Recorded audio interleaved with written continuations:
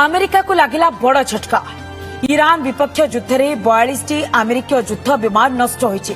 युद्ध में 42 अत्याधुनिक फाइटर जेट एवं ड्रोन नष्ट होइतिबा अमेरिका कांग्रेसनल रिसर्च सर्विस बा सीआरएस रिपोर्ट रु तथ्य मिलिछि। अमेरिकार प्रतिरक्षा मंत्रालय एवं सेंट्रल कमांडर विवृत्ति को आधार करी एही तथ्य प्रस्तुत करा जायछि।